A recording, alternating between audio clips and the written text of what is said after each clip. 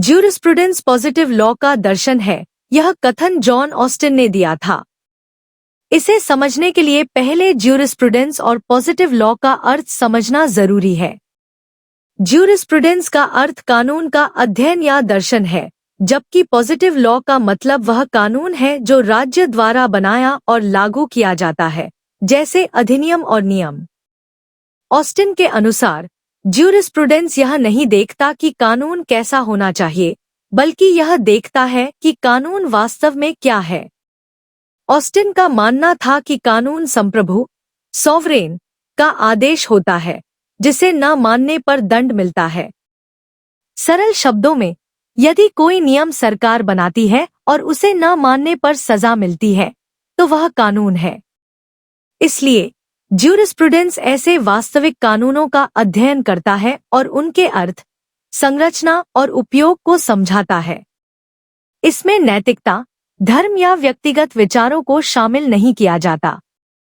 इस विचार को लीगल पॉजिटिविज्म कहा जाता है, जो कानून और नैतिकता को अलग मानता है।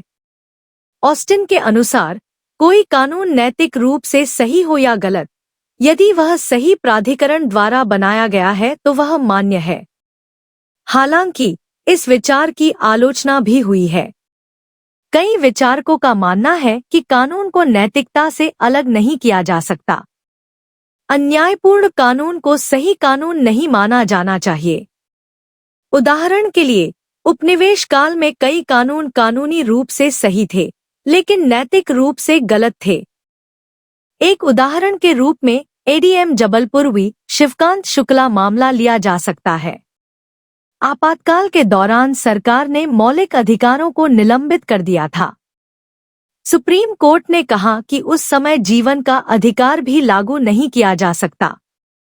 ऑस्टिन के सिद्धांत के अनुसार यह सही था क्योंकि कानून वैध प्राधिकरण द्वारा बनाया गया था। लेकिन बाद में इस निर्णय की कड़ी आलोचना हुई क्योंकि यह न्याय और मानव अधिकारों के खिलाफ था। अंत में ऑस्टिन का कथन यह बताता है कि ज्यूरिस्प्रूडेंस वास्तविक कानूनों का अध्ययन करता है, न कि आदर्श कानूनों का। यह कानून को जैसा है वैसा समझने पर जोर देता है। हालांकि यह दृष्टिकोण स्पष्ट है, लेकिन कभी-कभी यह न्याय और नैतिकता को नजरअंदाज कर देता है। इसलिए आधुनिक विचार दोनों के संतुलन पर जोर देते हैं।